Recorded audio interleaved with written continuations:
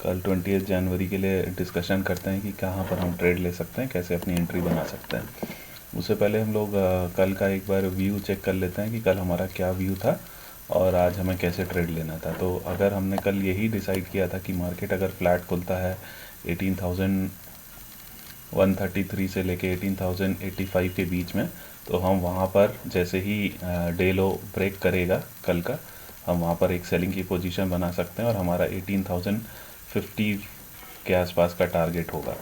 और उसके बाद मैंने ये भी बोला था कि अगर बहुत बड़ा गैप डाउन होता है तो गैप डाउन होने के बाद अगर हमको कोई पुल बैक ऊपर की तरफ मिलता है तो जैसे ही फिर से डे लो तोड़ेगा तो वहाँ पर हम फिर से अपनी एक पोजीशन बना सकते हैं 18,000 के टारगेट्स के लिए।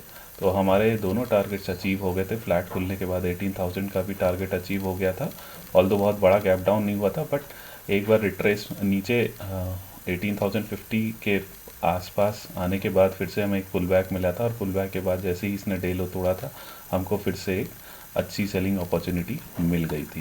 तो जिन्होंने भी मेरे व्यू के साथ ट्रेड किया होगा प्लीज़ लाइक माय वीडियो और इसको आगे शेयर करिए, जिससे कि इस तरीके के वीडियो मैं आगे भी आपके लिए बनाता रहूँ। Thank you so much. अभी हम लोग कल का व्यू शेयर करते हैं। तो मार्केट में एक बहुत बड़ी पैनिक सेलिंग आज भी देखी गई थी और अगर हम लोग डेली चार्ट देखेंगे तो डेली चार्ट के हिसाब से हमारे निफ्टी में दो जगह भी गैप पेंडिंग है। जो एक गैप पेंडिंग था वो आज फिल हो गया है और एक गैप इधर पेंडिंग है 70,800 के आसपास, जो कि अभी भी पेंडिंग है।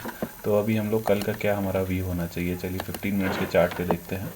तो 15 मिनट के चार्ट पे देखेंगे, जब काफ़ी सेलिंग आई थी, सेलिंग आने के बाद यहाँ पर एक निफ्टी ने अपने को स्टेबल करने की कोशिश की थी। यहाँ पे एक सेलिंग आई और एक बार ऊपर पुल बैक दिया, फिर वापस पुल बैक देके यहाँ पर एक ब्रेकआउट टाइप का स्ट्रक्चर इसने बनाया है। तो हमारा कल का क्या ट्रेड होना चाहिए, देखिए 15 मिनट्स के चार्ट पे निफ्टी ने इधर करीब 1 2 3 4 करीब 1 घंटा यहाँ पे टाइम स्पेंड किया है। तो अब मान के चलिए 17,912 से लेके 17,960 के बीच में अगर मार्केट कहीं भी खुलता है और खुलने के बाद 17,960 का लेवल क्रॉस करता है तो हम 18,000 के टारगेट्स इसमें एक्सपेक्ट कर सकते हैं अगर फ्लैट खुलता है। अब मान लीजिए सीधे गैप अप खुलता है 18,000 पे, तो हमको थोड़ा सा वेट एंड वॉच ही करना पड़ेगा, क्योंकि अभी इंट्राडे में ट्रेंड जो है नेगेटिव है निफ्टी का और बैंक निफ्टी का। तो 18,000 पे हमको थोड़ा वेट करना पड़ेगा। 18,000 पे अगर टाइम स्पेंड करके फिर ऊपर की तरफ ब्रेकआउट देता है तो ज़रूर हम 18,150 के टारगेट्स एक्सपेक्ट कर सकते हैं।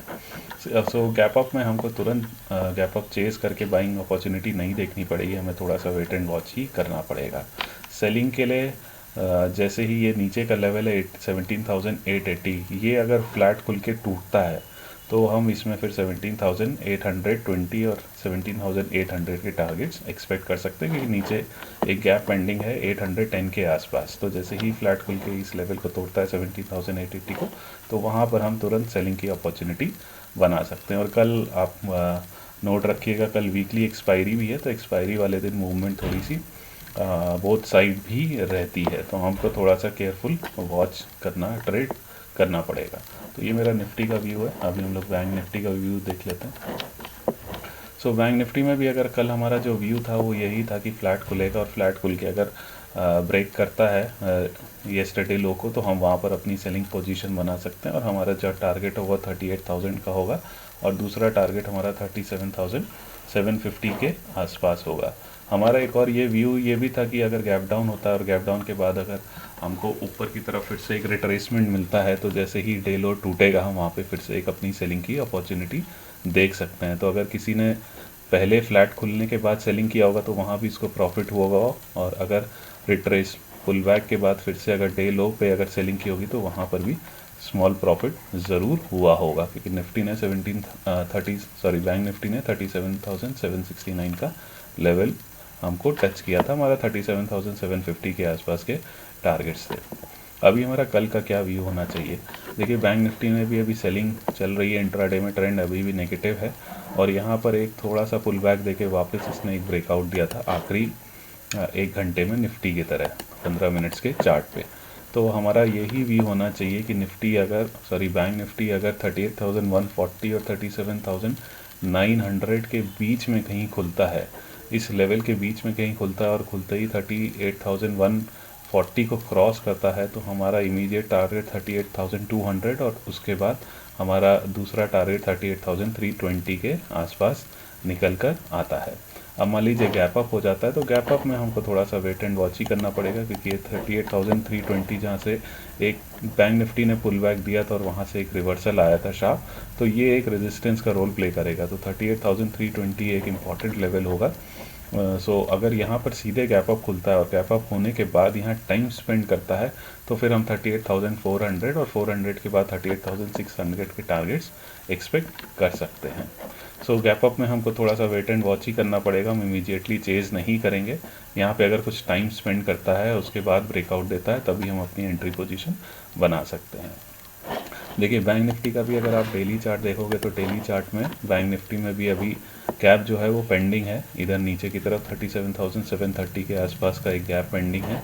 तो अगर मान लीजिए कल बैंक निफ्टी फ्लैट खुलता है और फ्लैट खुल के नीचे का लेवल तोड़ता है, ये मेरा मतलब है 37,800 का लेवल अगर तोड़ता है तो फिर आप एक्सपेक्ट कर सकते हो 37,600 के आसपास के लेवल्स बैंक निफ्टी आपको कल दिखा सकता है।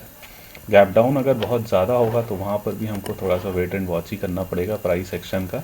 अगर सीधे 37,800 के नीचे ही खुलता है तो थोड़ा सा हमको वेट एंड वॉच करना पड़ेगा प्राइस एक्शन का किस तरीके से बन रहा है, वहीं उसी हिसाब से हमको ट्रेड लेना होगा।